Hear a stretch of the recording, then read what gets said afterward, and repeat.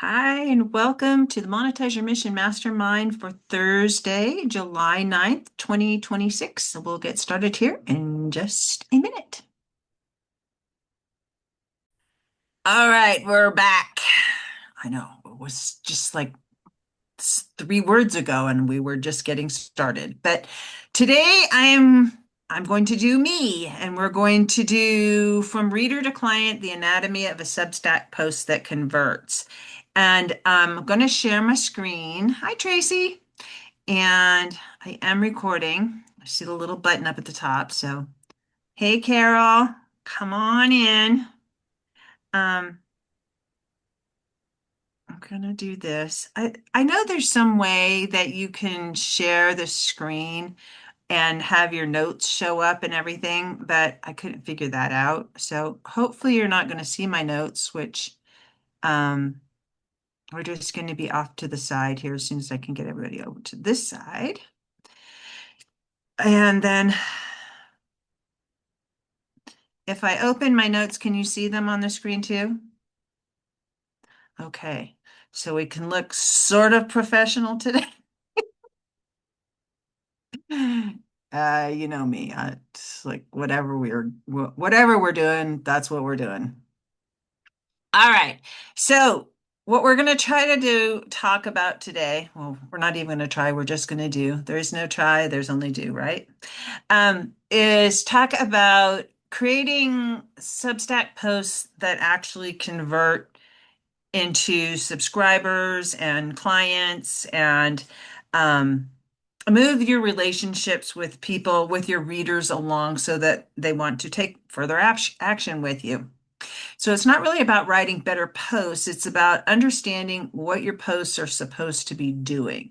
So a lot of creators out there think if I just create better content, people will eventually become clients. And that doesn't actually work because mostly um, they love your content, but they don't know what to do next. And so you need to tell them. So relationships create clients. Your Substack's not a blog. It's not just a newsletter. It's actually an ecosystem that brings people together into your world and introduces them to different things that then they could discover in other places. So every piece of content should gently guide someone closer to taking action with you. And they need to walk away thinking, what happens after I read this? What is the next thing I could do? So that's where we're going to go with this. So far, so good. All right. So a lot of um, people are building dead end content, and dead end content it, it could teach people about something that they're not familiar with. It could inspire them to do something, and they're publishing a lot, but then they hope the readers will figure out what to do next. And as we all know, a confused person doesn't do anything. They're just off to the next thing. And so this is where a lot of heart-centered entrepreneurs get stuck. They're really good at giving. They're really good at showing people how to do something and inspiring them to be their best and sharing stories. And then, okay, we're done. So we assume that they know what to do. We assume that they know that they can work with us. And we assume that they know that there's another step, but they don't usually take that next step because we've either only put like one subscribe button up there or one call to action somewhere in our content rather than letting them know as they're going along, hey, if this piece was inspiring to you, you could subscribe and get more stuff from me. Or you could go read this article, which is related to what we're talking about here.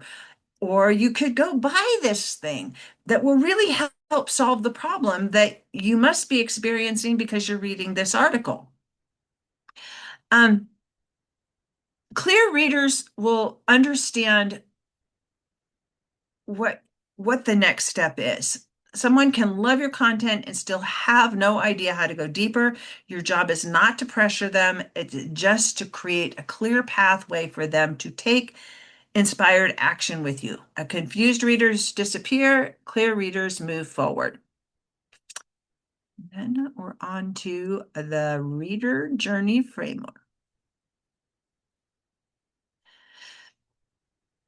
Content consumption isn't the goal of creating content. It's like something that everybody, when we're starting out, a lot of us have written books and we want to give people content out there and teach them stuff and inspire them. But really what we want to do is draw them into our world and connect with them. People can find out information everywhere in the net now. I mean, it's just like if you want to know how to do anything, it's there. But people want to connect with real people and human beings. And that's where you can do that, creating content. And the path is that they're a stranger, and then they might come across something that you've written, so they become a reader, and then they're inspired to become a subscriber because they want more information from you. And if you can inspire them to take the next action with you, then you're developing a relationship. And a next action doesn't always have to be buy my stuff. It can simply be answer this question for me, take this poll. Where actually being interested in what their perspective is from participating in what you've created. So then you're bringing them into your world and you're making them part of the bigger party that you're throwing.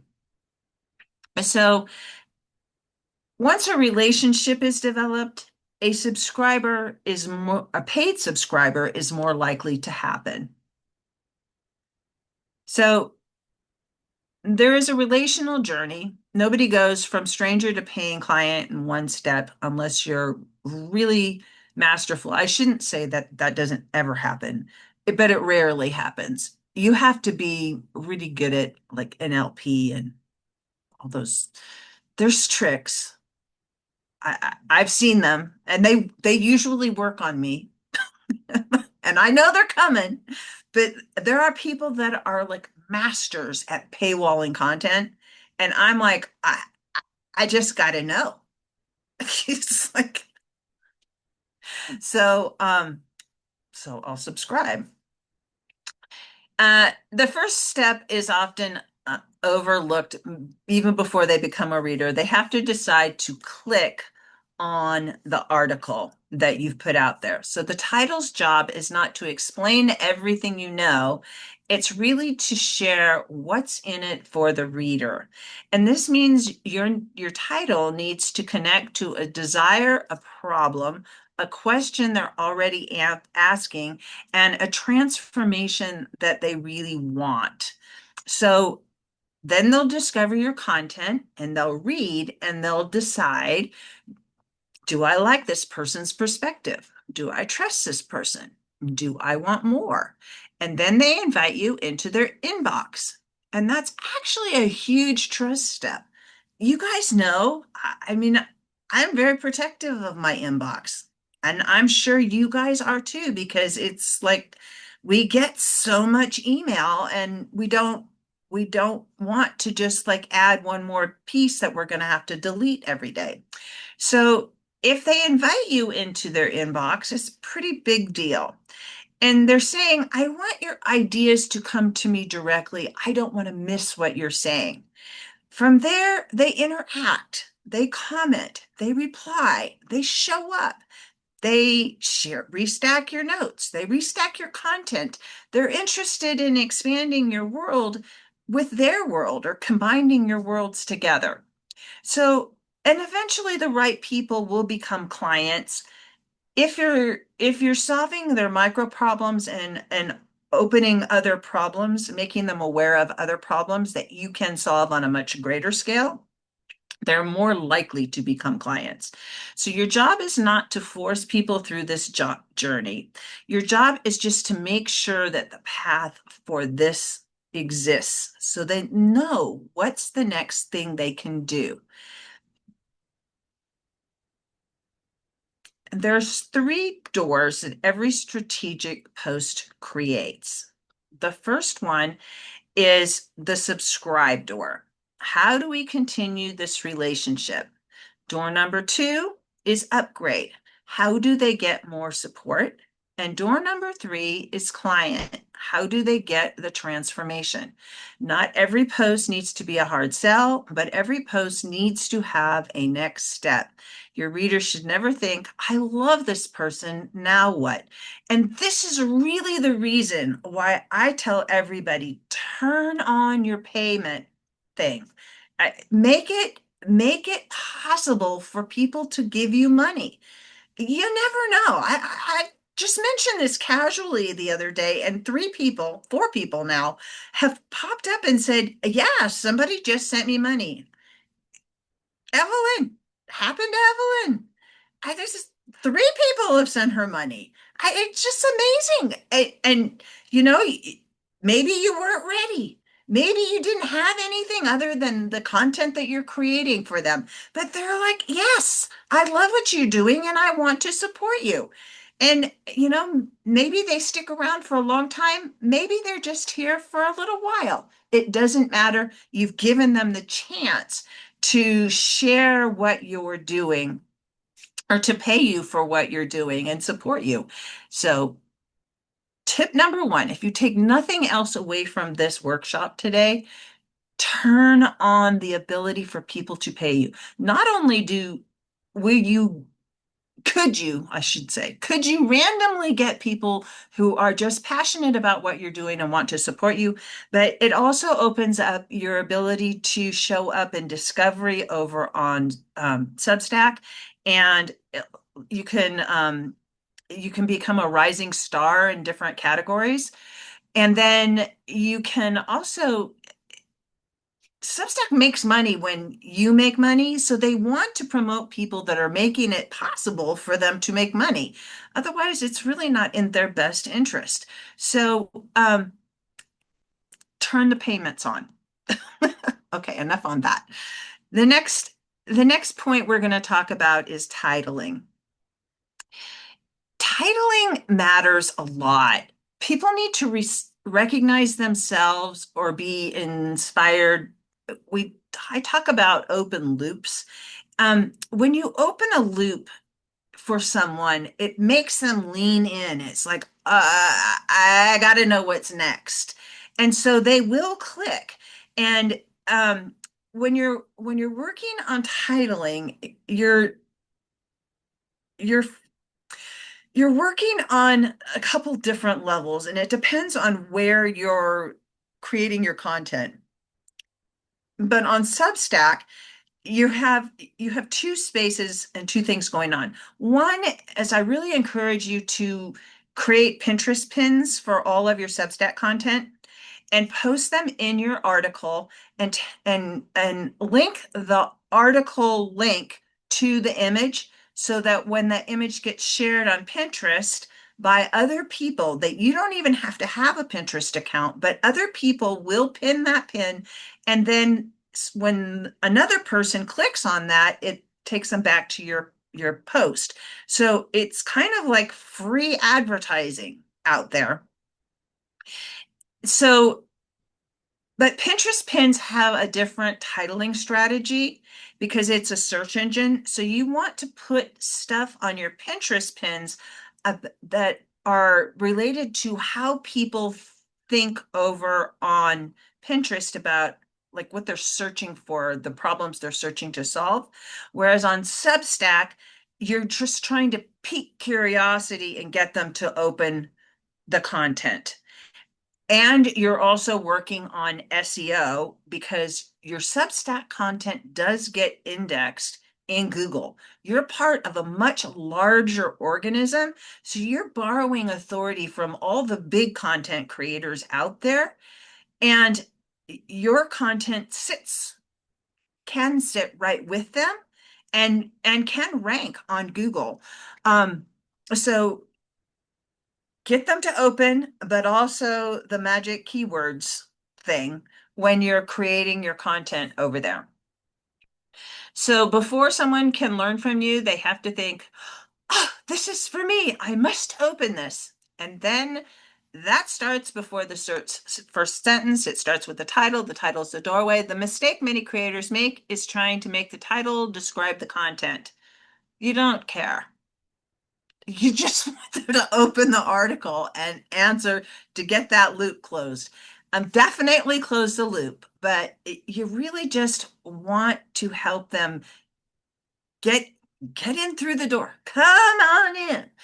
And then so some examples of searchable titles that help people find you is using words your audience is already searching for, like how to start a podcast as a coach or how to grow your Substack audience.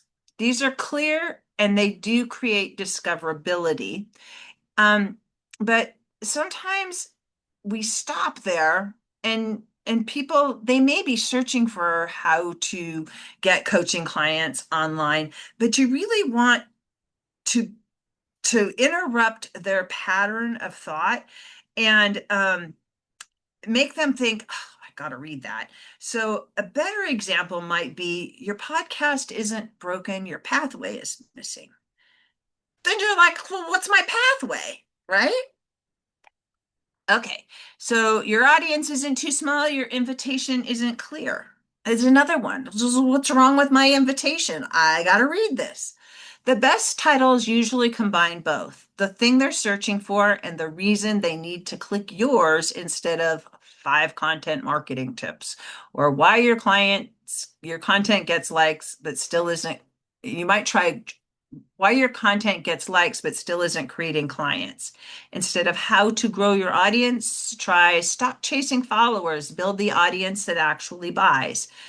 A strong title usually connects one of these, a desire they already have, a problem they're trying to solve, a belief they are questioning, a mistake they don't realize they're making, and a transformation they want.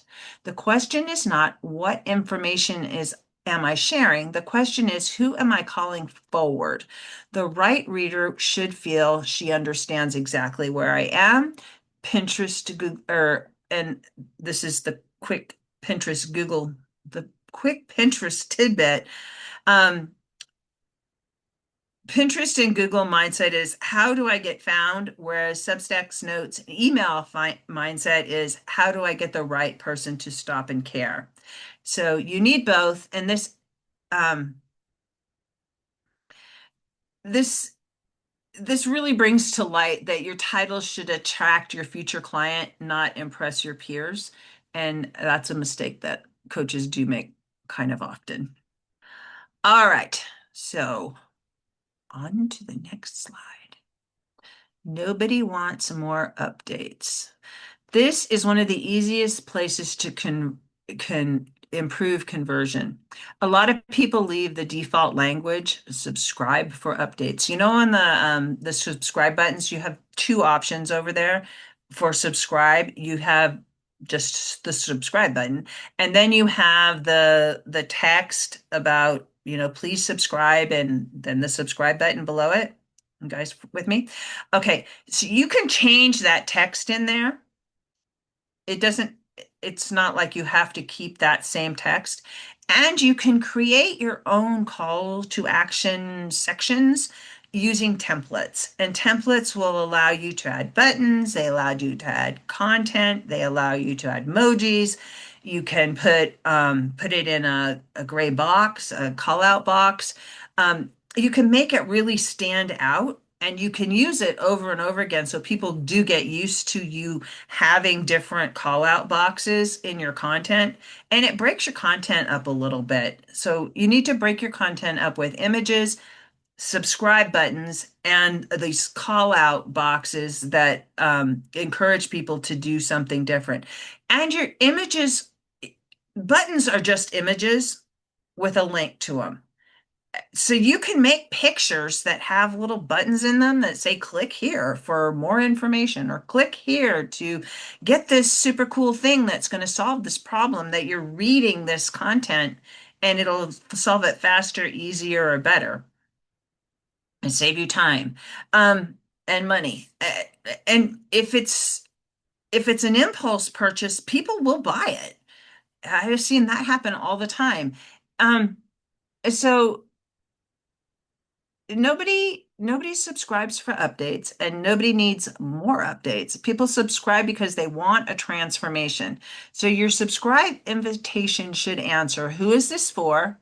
Where are we going together? What changes if they stay connected with you? And also, don't be afraid of those subscribe buttons, as I've mentioned before. One button at the bottom after someone is reading through is not enough. I look at Substack posts as, oh, they're little sales pages. Gonna solve a problem and lots of click here, buy now buttons.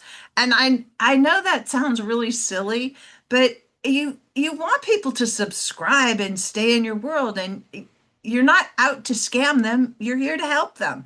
And I just believe the easier that you make it, the more likely they are to subscribe and the more conversations you can have with them. And yes, we want people to become clients, but we really, in my worldview, we want to connect with more people because the world is better when our world is larger and we're connected to each other and we're sharing things and we're helping people. And you deserve to be compensated for knowledge that you have that they don't.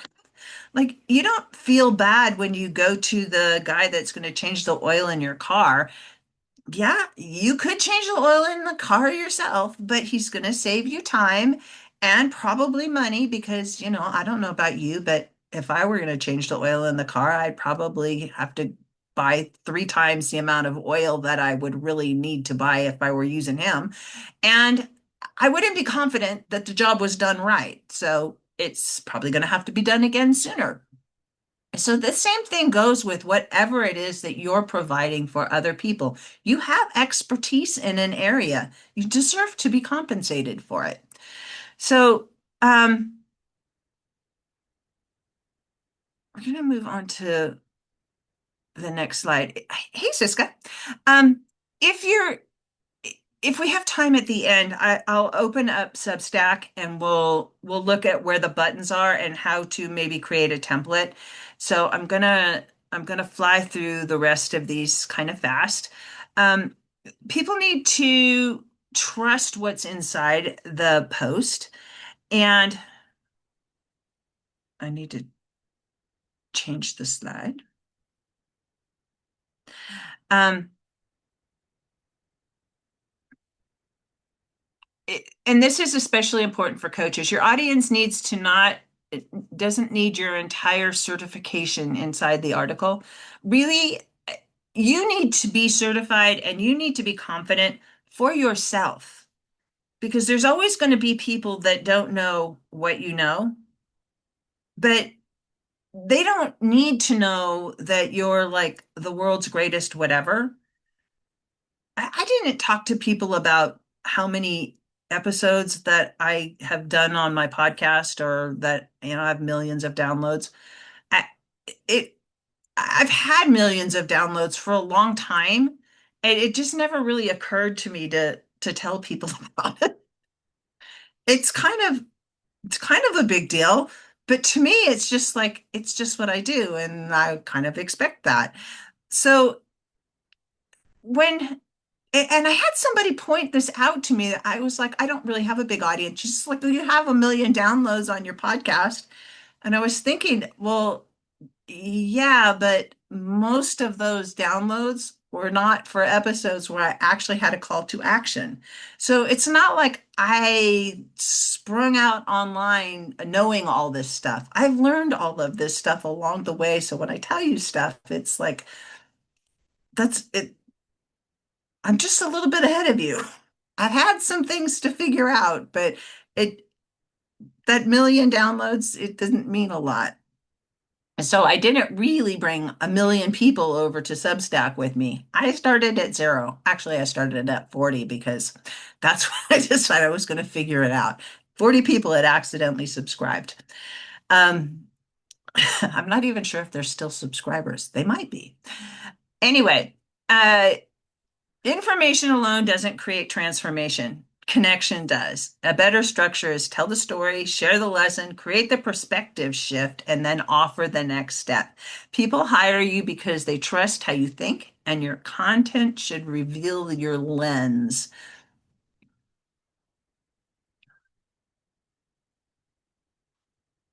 All right. And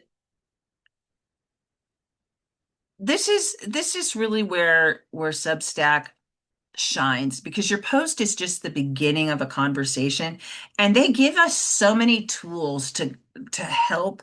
It's kind of like school. They give you polls, they give you things you can do in your classrooms and in your community to help get comments going.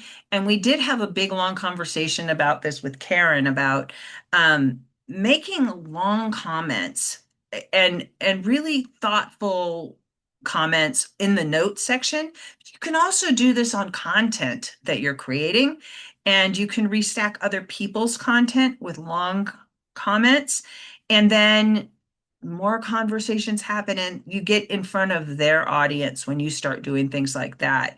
And it really does help build momentum for your own publication.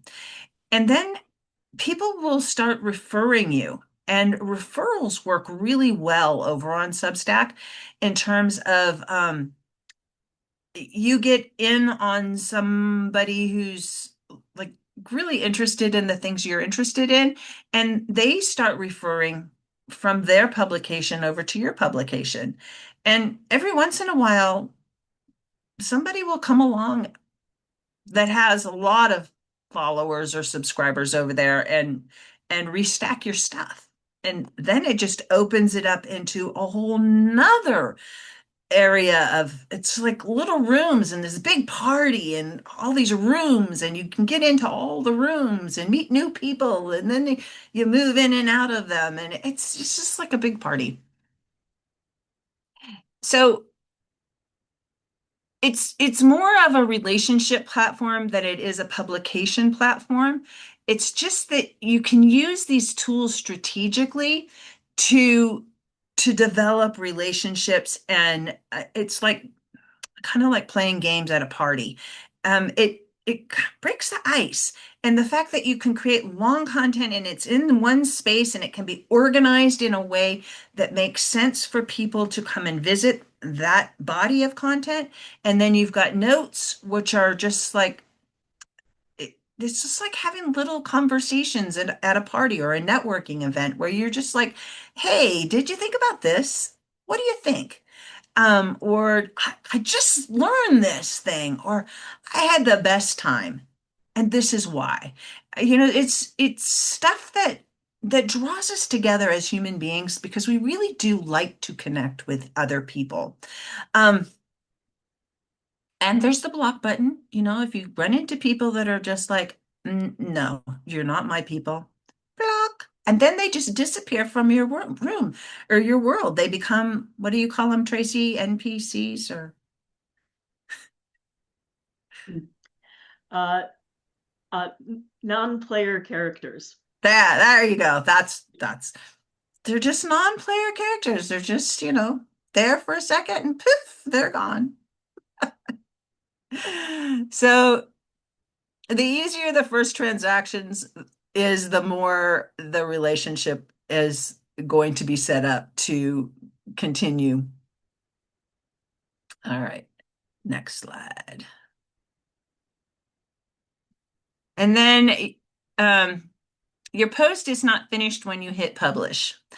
Actually, that's when the conversation really starts. Every post will become a note, and it has the potential to become conversations. It's an email because it goes out to your whole subscriber base. It can become a podcast topic or a live topic or workshops or offers can be born out of conversations that you're having over there and out of content that you're creating. Don't create more, create deeper. And one powerful idea can create an entire visibility ecosystem.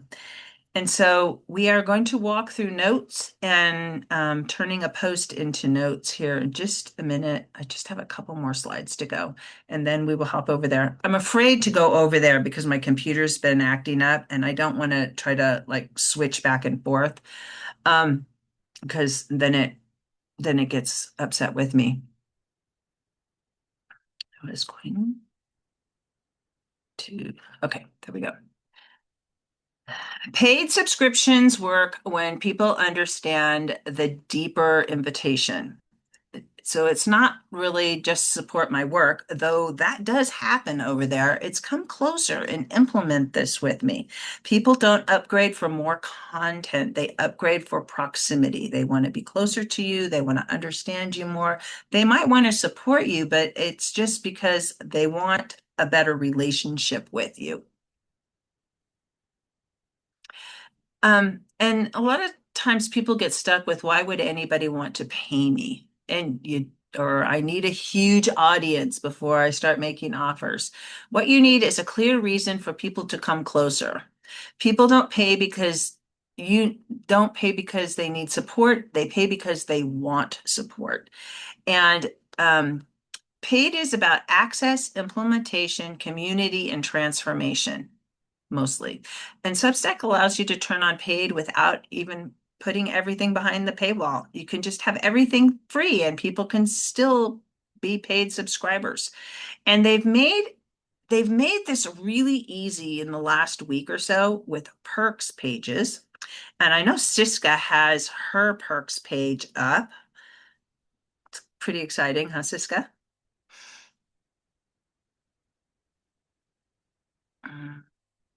Went too far. Okay. So, perks pages are an invitation page. So you can actually just make a button that goes to your perks page on your call to action. And and the perks page will do a little bit of selling for you because you can put the image of the things that you're giving to people, and you can have sections that are just for annual subscribers and founding members and paid subscribers. And it will differentiate for you. You have to just put annual in the title or founder in the title, and that changes the way that um, the upgrade button works. And it's really exciting. It's open for everybody right now. And this is just, to me, this is going to be a game changer. You can also put a link to it over on the sidebar where in recent posts, you can have a sidebar and you can put a link to your perks page, though it will show up on the menu bar automatically. So the the perks page is your invitation, and on that page you would want to have things that would answer the question, why would a stranger understand why they should upgrade? And not get these extra posts. There needs to be concrete things, and you can do workshops or trainings or implementation strategies or links to Google Docs or links to artifacts or tools or apps, whatever you want to sell to your paid subscribers, because basically what you're doing is you are selling them on becoming a paid subscriber. So you can put those links in there and it makes it super easy for them. And so instead, it's what becomes easier because you're here. Templates save time, training creates clarity, community creates connection, and support creates momentum. Sell the outcome, not the container. And we're going to walk through that here in just a second. And we're almost done here. We'll talk about paywall strategy for just a second. Um, Alex Hermosi, I was listening to something he was talking about the other day, and he says his philosophy is to give everything away for free, all your best information. You sell the implementation. And a lot of people do this automatically, but it's it doesn't, you don't have to hide your stuff. You don't have to protect it. And I laugh when people send me non-disclosure agreements. It's like That information's out there. And no matter what you put out onto the internet, somebody is going to steal it. Just get over it. That's just the way the world works now. I didn't make these rules. So, when it comes to paywalling, there is a strategy about it. And even even Substack is like, don't paywall your content. And especially in the beginning, don't paywall your content. You want people to be able to interact with it and to discover you. And Substack is a great discovery vehicle. But if you're paywalling everything, then people are like, yeah, I don't, you're not that important to me. And really it's about until you develop a relationship with a tribe, you are just not that significant. I'm not that significant. People really don't care until they get into my world and they understand that, I can help you with this. But if they come by and they're like, oh, she's got all this stuff paywalled and she must think a lot of herself, but I'll never know because I'm not a subscriber and I don't have any reason to be a subscriber. So I, I would be very careful with paywalling stuff. You can paywall stuff if it's about implementation. Like if you have a really long, I know somebody that does this really well. Anna Kalin does this. She gives you a whole bunch of information that's really valuable. And then she paywalls the part about implementing it, and she has workshops that are really valuable that she sells to people even in the implementation part. So you have to be a paid subscriber to understand the implementation part. And then she sells a workshop on top of that. Does that make sense to you guys? It's a content sales strategy. So your free content shows your philosophy, paid content helps people implement. Here's why your content isn't converting. Here's a template to fix it. And I'm going to send you guys all to the Substack post checklist that we have in the classroom after this presentation because you can get all of the the list of things that you need to pay attention to when you're doing this or when you're creating a post. And there's a lot of moving parts when you create a post on Substack or on a website. And it'll just make it so much easier. I don't know about you, but I like a checklist. Like me a good checklist. And we're on to the next one.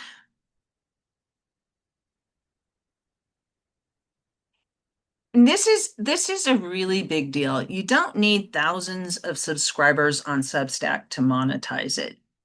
You really only need one person. If that person agrees to pay you, then you have a paid publication.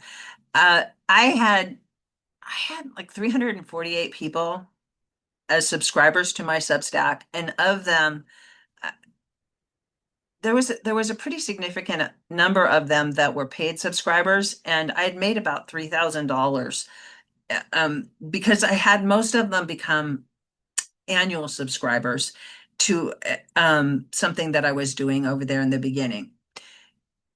You just have to find something that people need and they are willing to pay you for, and then they will become paid subscribers. And like I said, what you really need is a concentrated audience, not a large audience. If you're reaching the right people, which is through titling and through your content that you're creating, then solving the problem that they really need to have solved, there it doesn't take a lot of people in order to earn a decent living at it.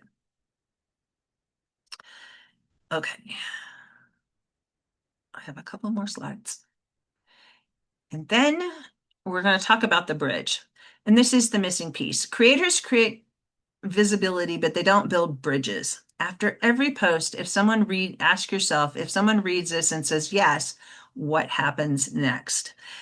Do they book? Do they join? Do they reply? Do they subscribe? Do they attend something? Your call to action is not a manipulation, it's a service. You're helping people take the next aligned step. So here is the full ecosystem.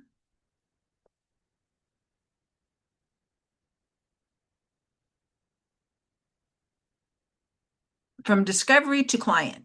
Your reader discovers your content. They subscribe. They receive a welcome journey. Really important that you update your emails, your welcome emails. They join the community. They build a relationship with you. They they book a conversation. Man. And then they become a client. Yeah, that wasn't sure if that slide said that or not. So every step is a bridge. It's not an accident.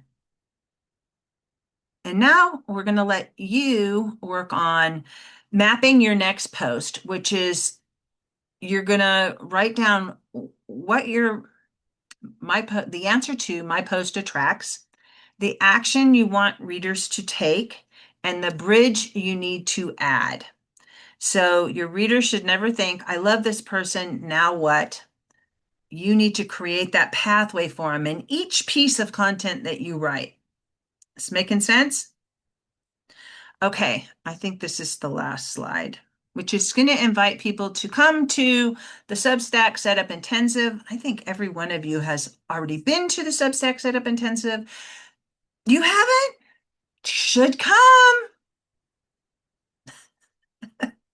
I can't hear you. You can unmute. I don't mind. I forgot I was muted. Yeah, I saw when you were talking about how you had finished it.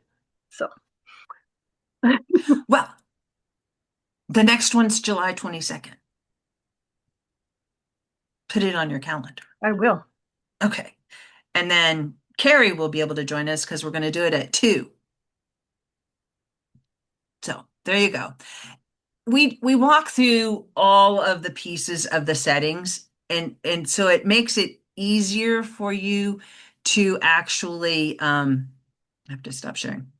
It makes it easier for you to have all the pieces in place so that when you're trying to create content, you've got your emails working for you, and you've got your perks page set up, and you've got a note strategy, and you've got your profile set up, right? And it just makes it easier for all of the other things to happen kind of systematically rather than randomly. Okay, so I'm going to close that. And now we're going to go over to Substack. Can I ask a quick question? Yeah, absolutely. So in one of your slides, you mentioned a welcome sequence. Substack Mhm. doesn't have a native ability for that. How do you create a welcome sequence? Actually, they do. They have that welcome email for your paid Hmm? subscribers. So you want to do that with your I'm talking about um, a sequence. Like when I used Active Campaign and I have also have Kit, you can create a little automation with first day one, they get this one, day two, they get this one. And you can do that with Zapier. oh, okay. And Just okay. um, yeah, what I normally do, because I'm admittedly lazy, I download my whole list every once in a while and I drop it into my major list that I do Okay. email out to everyone. That's why sometimes people get like emails from me from lots of different places because really they're on a lot of different lists. I do the same thing with my school communities. I will take that list and put it into my main list, and then yeah, so they're getting it from Substack. They're also getting it. I I usually send different stuff to the list, the big list, because there's people there from other spaces. Okay. Um, so yeah, but Yeah. use Kit and Zapier probably could. And downloading that your email list, your Substack subscriber list is so critical. Mhm.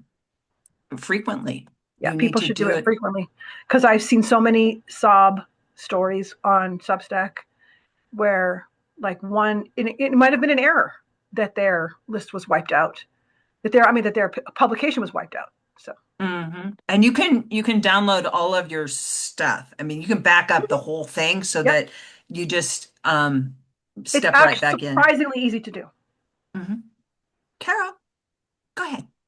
Hi, thank you. I just want to clarify about the welcome email because I thought when I was going through this just the other day to do the intensive, that it had like an initial welcome email and then it gave you two additional templates. So are there three in that sequence that are There's delivered by Substack? no, there's actually four emails that are critical. It's the free subscriber, the paid subscriber, but the paid subscriber's first, then the free subscriber, and then there's the founding member, and then there's if you're importing your list, you can change that one as well. There are other emails in there. It's like you should go through and change all of the emails that you can edit. Anything that you can edit, you need to edit. Yes, there's holding stuff there, but it's really casual and it's not designed to convert. It's just a placeholder. And so many people miss this. It's like it's your space and update it. Anytime you change stuff, remember to pop back in there and update stuff so that um yeah, so that you can keep things going. Um, Actually, I think I'm gonna,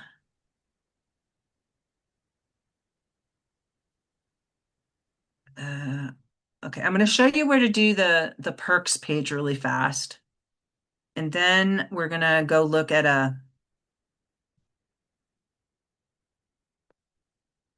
we're gonna go look at a post. Um, so I'm in the sections, I'm at the dashboard, went to settings, and now we're going down underneath the payments and the benefits. You have to have your payments turned on, and then you'll see benefits. And then you'll see the perks, subscriber perks.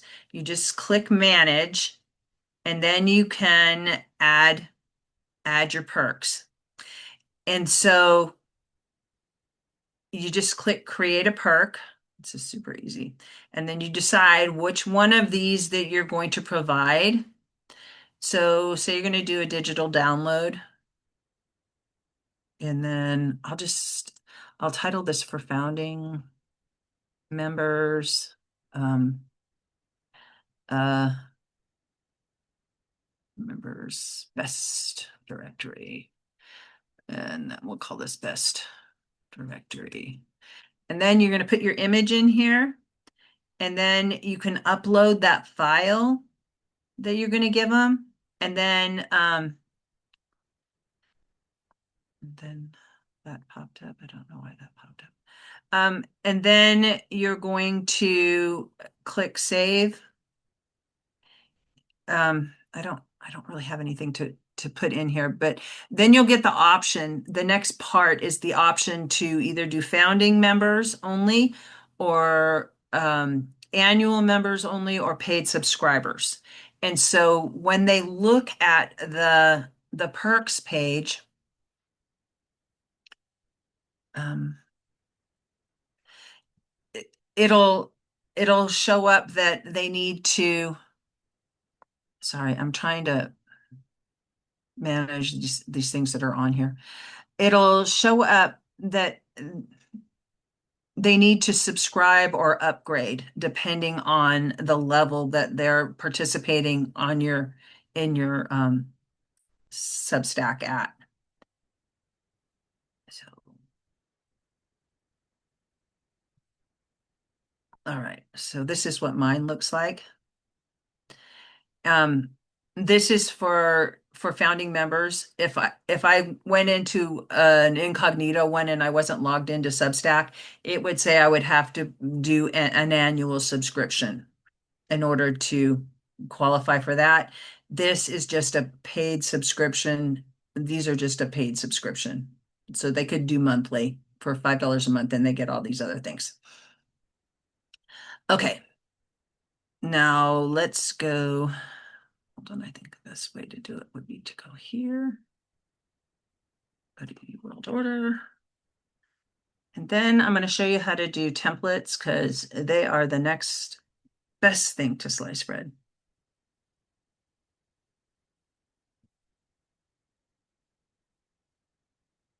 And they have saved me so much time. And you can create a start here post. This start I did here that. goes to what? I did that. I created a start here post. It's really helpful. It is really helpful for people that are just coming into your world to understand kind of what are you about and where are we going? And it's different than an about page because though they should be very similar, um, sometimes people are more inclined to do start here than the about page. Uh, all right, so templates are up here on the menu, and it's super simple to create a new template. You just click new template and you name the template, and then you put whatever you want in here. You can add images, you can add calls to action, join. This is a really bad example, but my community. And then you can put a button in there, a custom button. Community, you want a good call to action at the top part, and then you put your, I'll just put school.com because we're just making this temporary. And then you can put some emojis in here. You can center this with a little center button. And then you could make it bold. You could add some emojis. You could add an image. Let's see what I got over here. Here, I'm just going to add this random. This is going to be really silly. But I'm just trying to give you the basic idea. And then you can highlight the whole thing. And then you can give it a call out block like that and see how it's all in the block. And if you add some emojis in here, it makes it pop. So when you're but don't forget to save it. I'm not going to save this. Um, when you're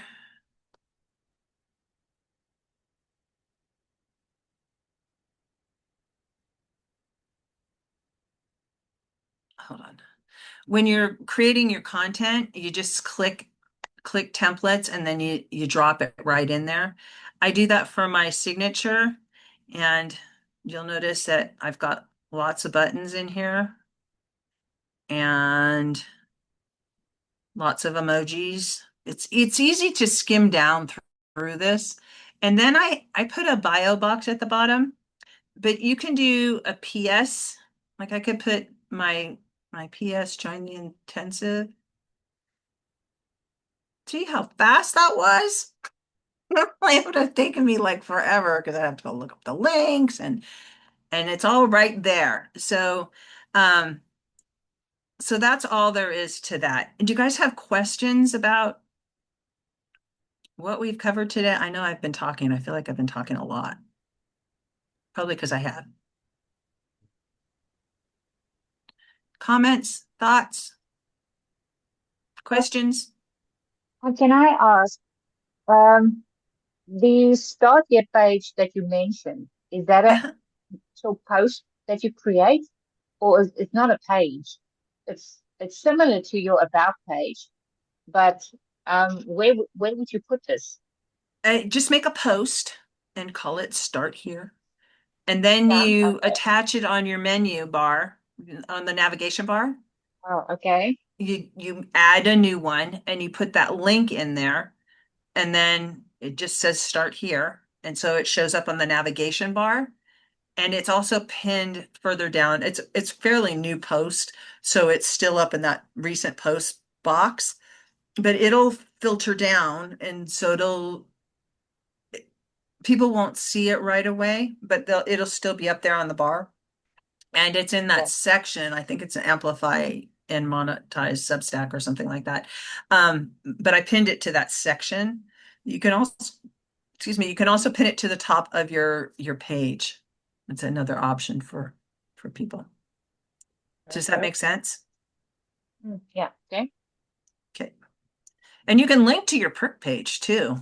In your Start Here page, you can create custom buttons that say, perks for my subscribers or all these cool things here. Do you want this, right? Yeah, yeah, yeah. Just jump in. Okay.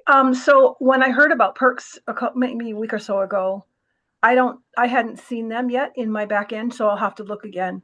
But I really loved what you shared about templates because there's so many things that I do over and over, and I just think I don't know how templates went by me, but they've been, I think, anyway. I'm going to I try missed it them. because I spend a lot of time doing repetitive things, and then I'll look at a post and realize that I forgot to add something. So if I create a template, then all I have to do is pop the text in, and everything else, all the other parts will already be there. They're not there. They're just like little things that you slide in. Mm-hmm.